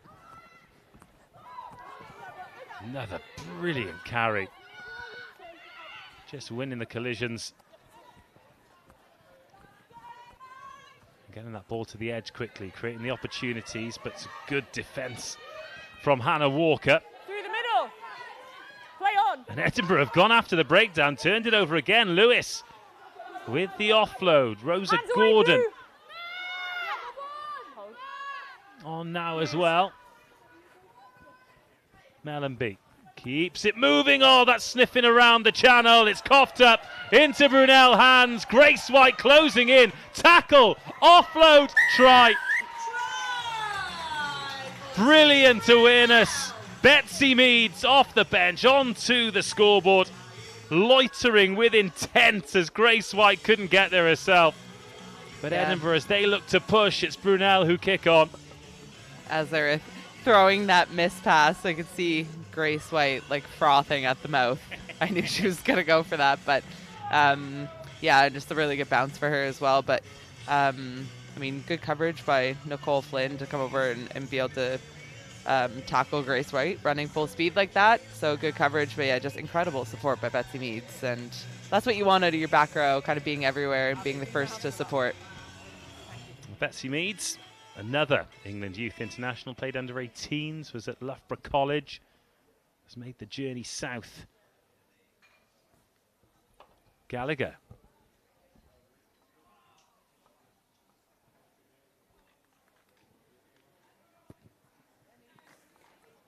Six tries, 6 conversions. It is easy work for Niamh Gallagher. And the scoreboard certainly makes it look like easy work for Brunel.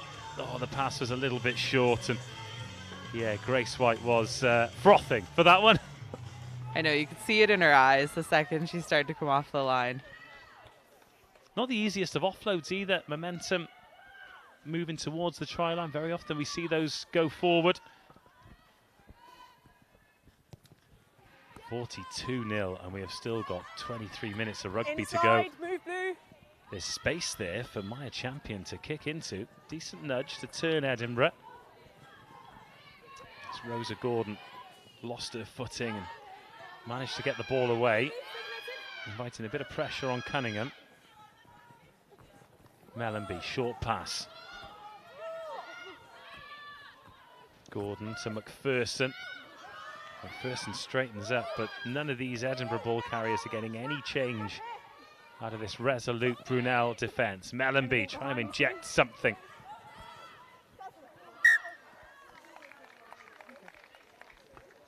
I didn't see anything in the initial That's collision. exactly what you were just talking about, that offload off the deck. Sometimes that's what happens. Bit of momentum forward, you're coming onto the ball at full speed. It can be tough to handle.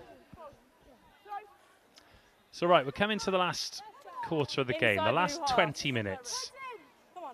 Really easy for Edinburgh to think the game's gone, really easy for Brunel to think the game is done. So what do you want to see from both teams to make sure that we've got a contest for the remaining 20-something minutes? Yeah, I think, I mean, from Brunel's point of view, you just want to see them kind of close out the game properly and manage it well, like not getting too excited and giddy and doing crazy things just because they have a bit of a lead. And then I think Edinburgh just maybe taking care of the ball a bit more and trying to fix up some of those little handling errors that they've had that I think have let them down today. But, you know, being able to finish out this game with a strong 20 minutes, I think would be, at this point, like a really good result for them to go into their next match and, you know, have some really good positives like strings of play to get some momentum from. 18, just take a step right. Thank you. Well, make no mistake, Brunel have arrived in BUCS Super Rugby, and they have arrived in style. There have been murmurs for the last couple of years, both the women's and men's programs doing Knock on great advantage. work. The men have fallen short for the last couple of years in the playoffs, but at the first opportunity, the women's team have got promotion, and they have announced their arrival in some style, playing brilliant rugby. Nothing coming, we're going to go back. And this is the worrying thing for Edinburgh, isn't it? There've been so many seeds of doubt Knock planted on. now. Scum red. Yeah. Yeah, I think Yeah, it was, yeah. like one thing we talk about Thank a you. lot Number? in kind of elite level rugby is like Five, error stacking. So it's really important, you know, when you've made a couple of errors or you know, execution on a few elements having gone to plan, just having that ability to do something or find a way to run a play or give the ball to someone who's, you know, with safe hands, and just kind of trying to do things that settle people down. And On the cross, please. yeah, a lot of the times, like when we make errors as individuals, you try to make up for that error by doing something that maybe you've never done before because you're trying to save the day or whatever. So I'm not necessarily saying that's the case here, but I think, you know, once a couple errors have occurred, someone has to step up and be like, okay, I'm just going to give us a strong carry, and somebody else does the same. Yeah, and it's hard to get out of that headspace. It's tricky. Set. It's been a reshuffle in the back line then for Edinburgh. Poppy Mellenby has stood at outside half We're going to now. reset for shape. Neve Walters stood at inside centre. Nicole Flynn still at I need outside you both centre. going forward as we agreed. Then outside that is Cunningham, who's been playing at 10. Then with Hannah Walker still on the right Nice edge. credible feed, Nanya. So, yeah, Abby's down there. We were going to have a chat about Square her, up as we go in. weren't we? So she's coaching this team. I think she's had Crouch! what she said off camera was the minions took care of pre-season. She didn't really say that, but we could have snitched her up. I was one of those minions. Oh, and were I'm you? Twice her size. Well, not twice her size. I'm twice her height. So she Okay. could hardly call me a minion. What would that mean in an arm wrestle? Oh my God, she would absolutely dust me. Yeah, I meant size purely by height. She is a strong lady. Yes, so she looked like she was having a word with those who are still on the bench waiting to come on. She still seems out. pretty focused. She's very ambitious for this team this season, isn't she? Yeah, she is. She wants to win. And, you know, I think she's a realist, but I think she also knows, like, that there's quite a bit of talent in that side. And, yeah, especially, you know, the partnership with... There you are, look. But also, there's Louise Dalglish. There's Burnsy as well. He can't stay away. But Louise, she's new to the job, having taken over from Claire Cruikshank, who's done such a good job over the years. And this has been a tough, Carried back 60 into the minutes 50. for her so far. Again, she talked about being competitive, Straight out ambitious. And just before we talk about that, you were talking about compound errors, back-to-back errors, and Edinburgh Red on put the the edge, ball out please. on the floor from exactly the same place twice in a row. Yeah, I feel the edge. for the coaching staff. Like, I'd say, like, they're probably just so frustrated because, again, I think Edinburgh have been wise and, like, making really good decisions today. It's just purely execution, which, I mean, sometimes that's just the way it goes, you know? You can't be perfect all the time. And Yeah, 2 on 2 off. like I said, those compound errors, like, and error stacking is just such a prominent part of the game. You see it Time on. in every level, men, women's. Yeah. Yeah, so just making sure that's something that you're able to fix and, yeah, learn from.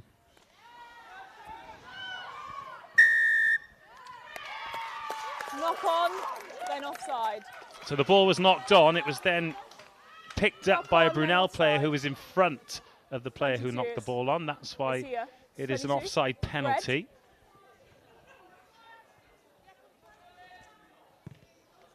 Do you know what is absolutely great to see? And I mean this.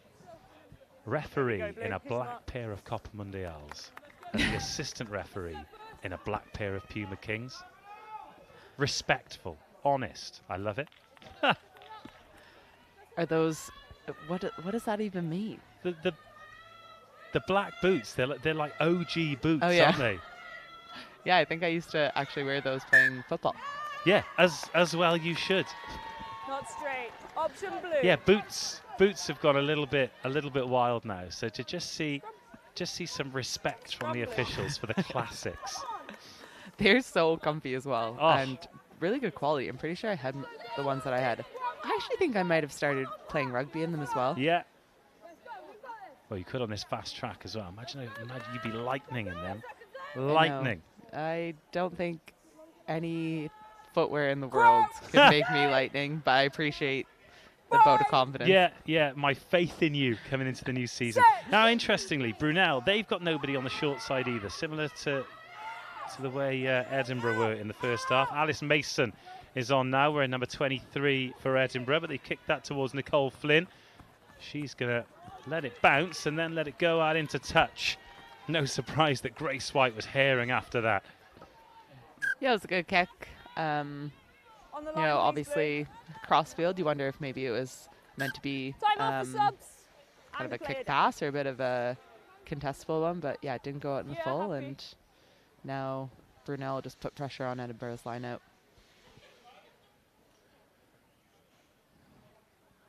There's another player getting stretched out.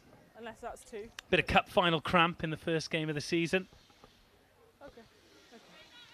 Tell us about this this surface then. Great facility here at Trailfinder Sports Ground. And every time I come, there seems to have been a new stand built or a new building popped up or something. But what's the surface like to play on? Happy?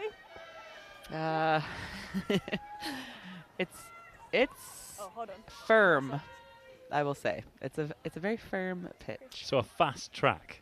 Yes, we'll call it that. Yeah. It's nice when you're on your feet.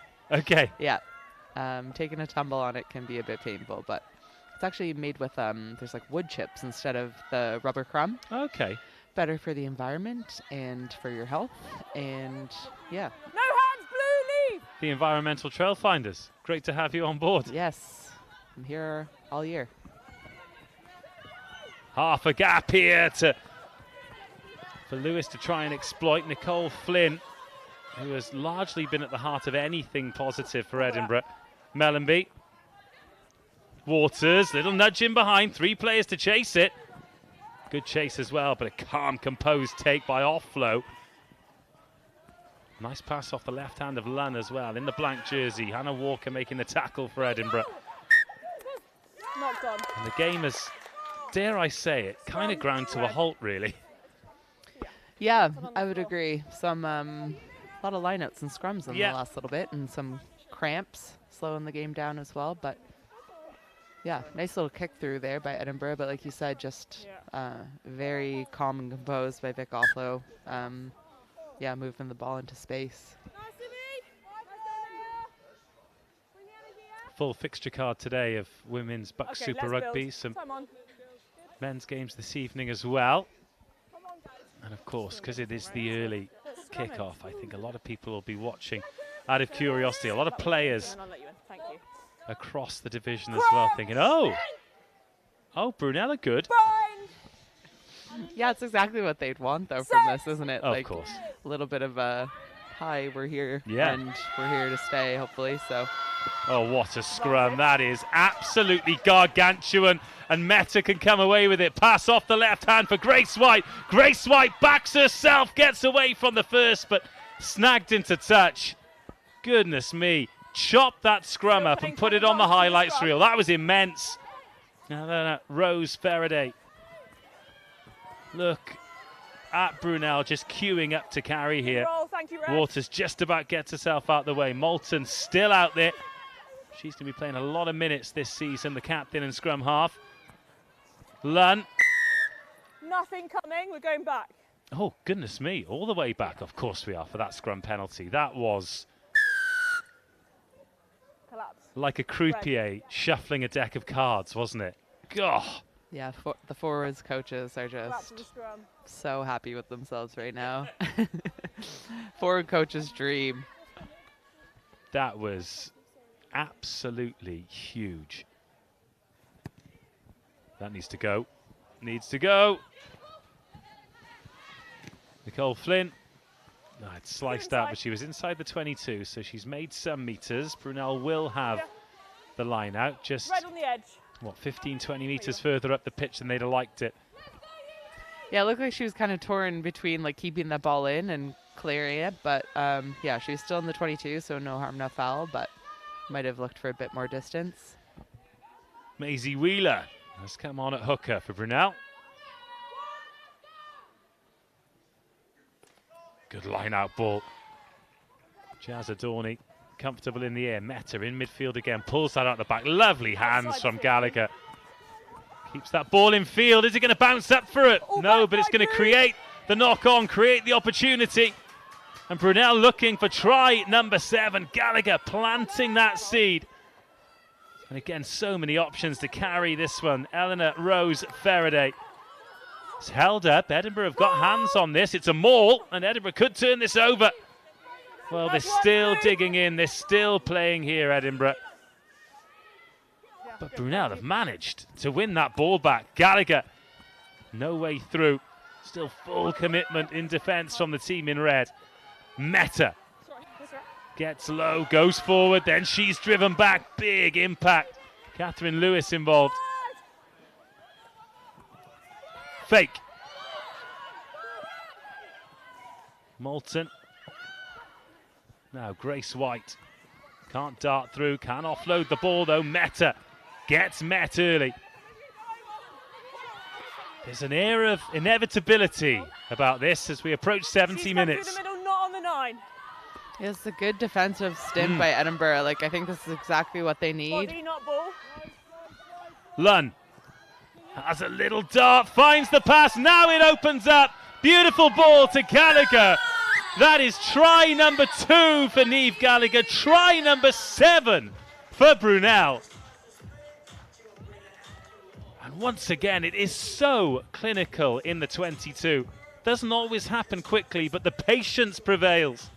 Yeah, I thought Edinburgh were onto something there when they had created a maul. I think there's so much like confusion sometimes, especially at this level. Like once that ball goes down, if you're anywhere near the ball, like you just need to smother it because you don't have to let it come out, obviously. But yeah, then Brunel were able to play it and kind of kept some phases strung together. But yeah, it was a good defensive stint, like we said, by Edinburgh. But yeah, it's tough. Brunel are on fire, and it's hard to think that they're going to get into that 22 without scoring at the moment. This conversion to keep the 100% record going. Niamh Gallagher, she scored 22 points for Brunel today. Make that 24. So good. A perfect day for Brunel. A perfect day so far for Niamh Gallagher. 49-0 they lead on their Women's BUCS Super Rugby debut.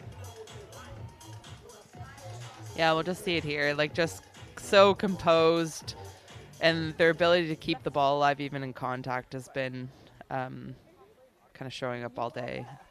Maya Champion must have been tempted to go for that then. All she's wanted to do is run at people all day. She had the perfect opportunity to do it then. Oh, big shot. Great take from Brown. Huge collision with Meta. And she has ridden it well, Lisa Brown. Right, 10 minutes to go. High tackle advantage coming. Let's start to, oh God, what a shot. 12 high. Let's start to talk player of the match then. I'd like some nominees from both teams. So starting with Edinburgh, who's impressed you in the Edinburgh ranks today? I think Nicole Flynn would probably be my first choice from Edinburgh. I just think she's literally been everywhere. She's had some good kicks, really good carries. Yeah. And probably their number 8, Katrina Moody, has been impressive. So those would probably be my top 2. Well, Hannah Walker on the ball here for Edinburgh. Another penalty for Brunel. So we'll wait to see what happens with this ball before we start talking about their runners and riders for the award. I mean, I'm in no way an expert in these matters, but I'm going to assume that the player of the match is going to be wearing blue today. So let's have a chat then. Don't give us the winner yet, but who's impressed you today for Brunel? 7. I think my top 3 would, and they're all kind of for different reasons. I think Annabelle Meta, just from like her work rate. She's had so many carries and has given Brunel so much go forward. Then I think Sophie Moulton, not just her try, but I think she's managed the game unbelievably. Even like we said, after a couple tries and they could have gotten frantic, but you know, she's kept them exiting well. And then Niamh Gallagher, just 2 tries and a perfect day off the tee, but also just, you know, creating a couple other tries. So those would be my top 3. Yeah, I mean, it's 3 nominees, but also there have been a whole host of great performances. So we can get the game. Yeah, literally as I was saying my 3, I was like, oh, could have thrown in a 4th. But, yeah. you know, I'm like you said, it could have been anyone. But yeah, those are kind of my 3. I think like Maya Champion has also been outstanding, and like Grace White is never not in contention for player of the match. So yeah, she's been electric, hasn't she? Yeah. Well, Edinburgh there's a player that, in fact, it's Hannah Walker, who's just stretching everything out. Of course, all of the action has been with Brunel, but there have been some huge efforts in defence for Edinburgh. And look, on another day, I'm certainly not suggesting that they could have, should have, or would have won this game, but they've certainly have applied a little bit more scoreboard pressure. Yeah, and like I said, like I think it's different if, you know, they don't have the system and the like they're not making right decisions, because that's a bit harder to kind of implement. It's just like skill and execution errors, which, like you said, you kind of expect from the first game. So those things are much easier to fix.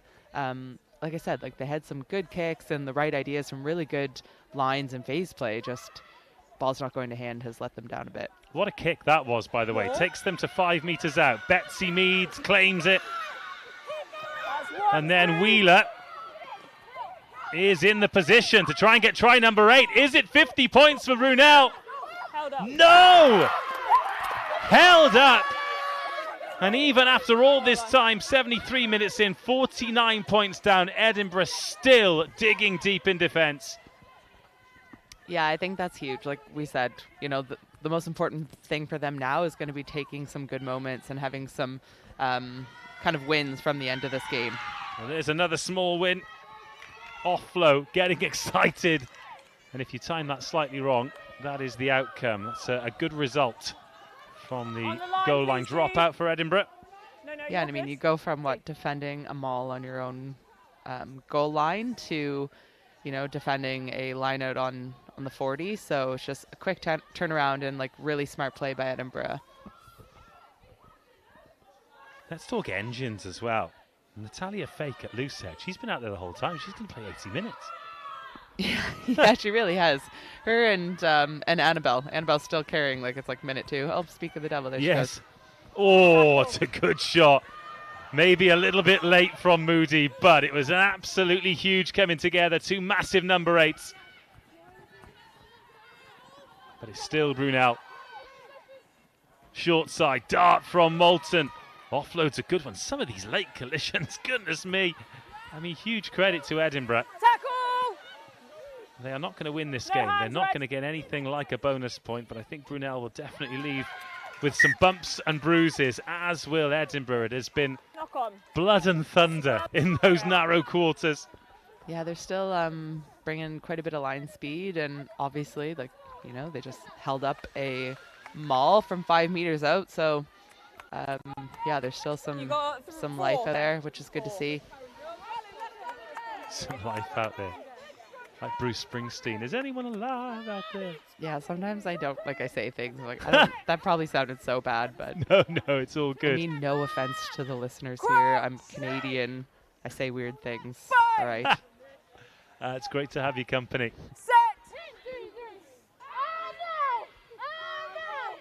Better scrum from Edinburgh, and it had to be. This can't go out on the full because it was carried in. Referee says that one's gone backwards. Nicole Flynn has Brunel on the back foot. Little shift inside to Mellenby, which is nice. Takes them up to halfway. Yeah, I think we were all expecting that ball to be spun out wide, myself included. The inside ball threw me off. It was a great option. Is this something here for Edinburgh? 5 minutes for them to find some points. 5 minutes. for Brunel to defend their line and keep a clean sheet to add to the 7 tries on their BSR debut. Mellenby nurses that in behind. That's a long way offside as that bounces off the boot. The irresistible ball. Oh, goodness me.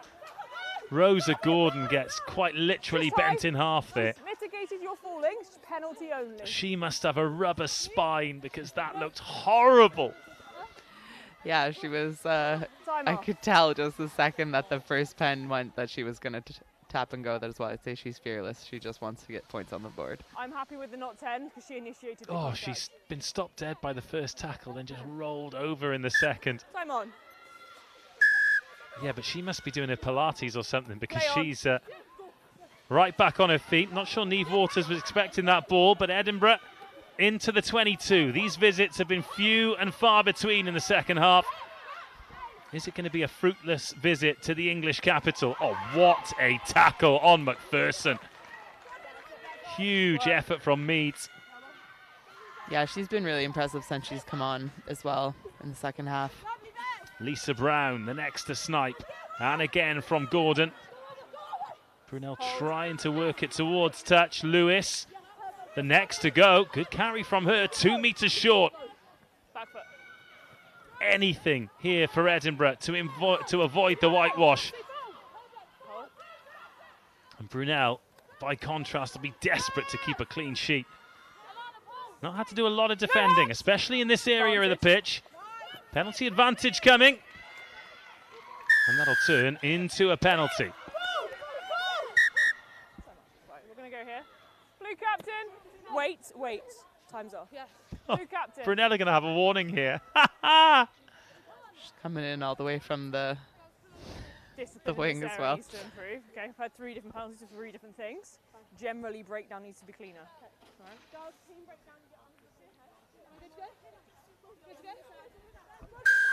Don't test the ref.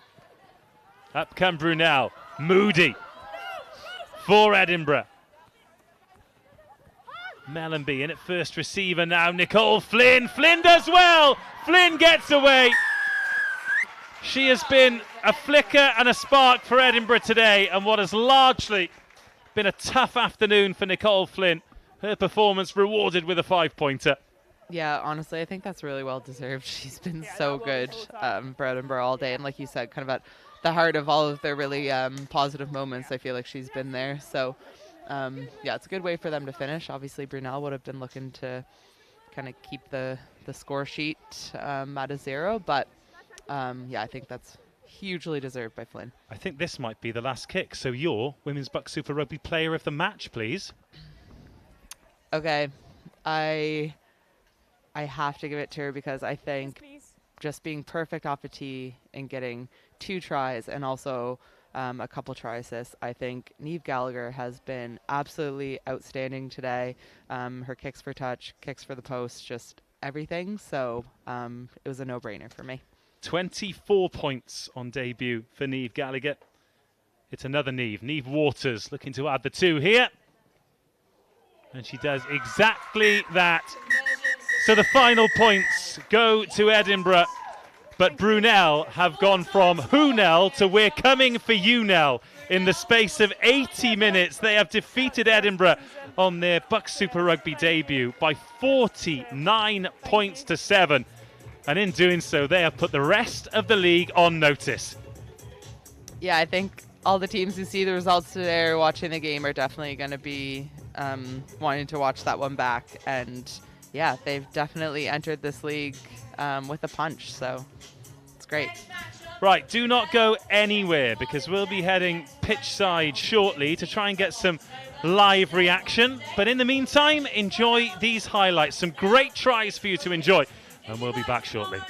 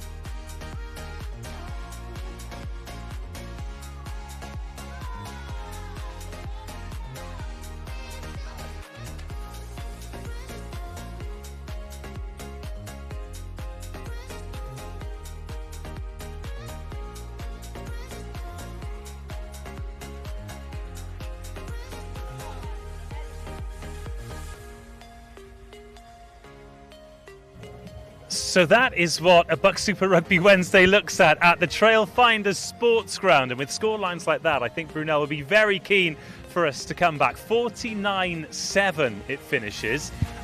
What did you make of it? The rugby, the experience, the result? Any surprises?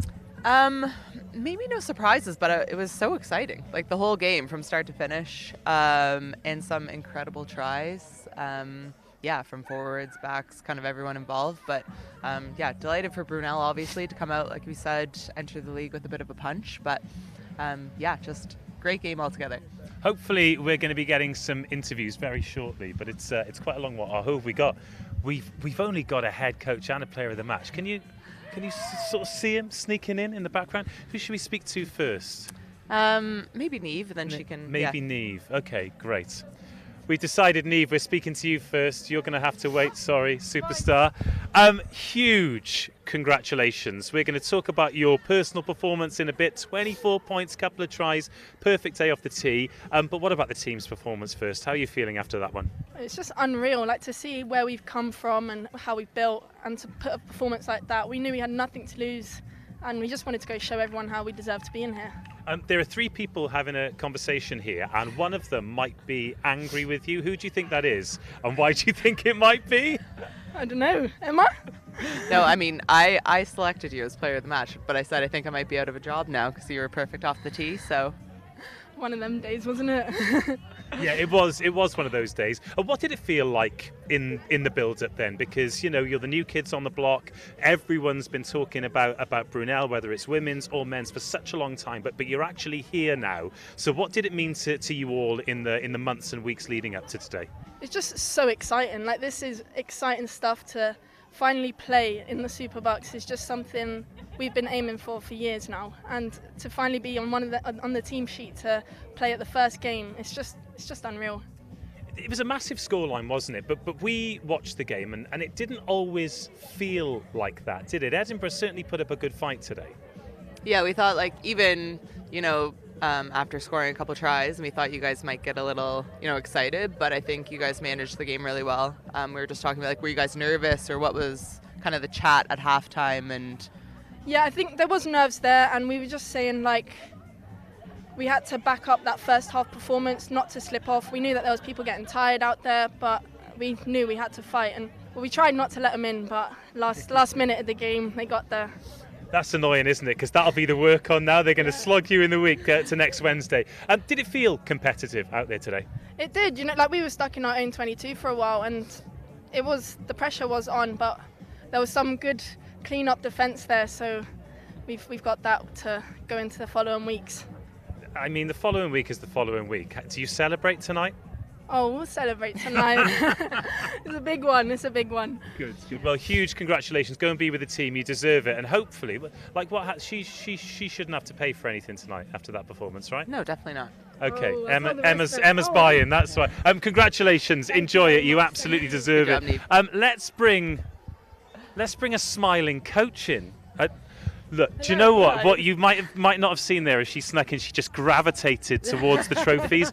You've won one game. Calm down, all right? But you've got a huge smile on your face, and no surprise. You must be over the moon with that. Oh, yeah. Like, coming into a new league, new team, we don't know how we're going to play. Like, you never really know. It's the unknown. And we came out here, we stuck to our processes, and, like, it worked as well. So I think that's the biggest thing that we're taking away as a team, that when we do stuff that we speak about in training and we practice in training, it works when it comes out on the pitch. So, yeah, I'm buzzing, actually. No surprise, is it? No. And I think, like, even with a scoreline like this, sometimes it's tough to not, like, there's always things to work on and stuff, but, like, what's something maybe that, like, kind of during the game you're like, okay, that's an area that we can definitely, like, focus on going into the weeks? And yeah, line out. We've got a really strong line out pack. So for us, like, just drilling our line out really well, but also defensively, it's an area of the set piece that we feel like we can be really dominant at. So yeah, just having that in our locker. Okay, that's what was bad. What was good? Oh, what was good? Speed of ball was great from us today. We've got people who want to get on the ball and who are craving to carry. So I think that's the biggest thing is you can't teach that. You can't teach someone to want to run into a brick wall, but we seem to have that with our girls. So yeah, really, really good from that today. You've got a problem now. Do you know what that is? What is the problem? You've sent a warning shot to everybody. Yes, you're the newcomers, but you've just put 49 points on a very good, very competitive Edinburgh team with age group internationals. Everyone's going to be coming for you now. Are you ready for that? Yeah, we're ready. Bring it on. I was just going to say, you love that even more now. Good luck and congratulations today. Oh, before we leave you go, Niamh was given Player of the Match. Do you agree with that, or have you got a few other players that you'd like to throw in the hat? Yeah, I'd agree with that. Niamh was outstanding today, but also Natalia Flack. Natty played a full 80 minutes at prop today, and she was absolutely outstanding, and I kind of hopefully told her that she probably wouldn't have to do that anymore when we go up a league, but she was absolutely brilliant today, putting her body round. She just embodies everything that it is to be a Brunel player. She's been on the journey for the past 2 years now, and yeah, she is everything that it means to be a Brunel player. Yeah, so not only have the team got a problem, she's got a problem now because she's an 80-minute prop. Congratulations today. Go celebrate, go be brilliant, and we're looking forward to coming back. It's all right here, isn't it? Yeah. Yeah, good. We're proud of you. Right, these two are going to continue to hug and smile, and we are going to say goodbye. Before we do, your final thoughts? Yeah, no, I just think it was an awesome day all around. Both teams, they came out, put on a good performance. I think, like we said, first game is kind of what you expect. Maybe not that huge of a scoreline, but I think both teams are going to come away with some good work-ons and positives. And yeah, I mean, just exciting altogether. Great to have your company, and great to have your company as well. The best league in the land has got a new kid on the block, and they mean business. We'll see you next week. Looks like we're making up for lost time. Need you to spell it out for me. Bossa Nova on and all night.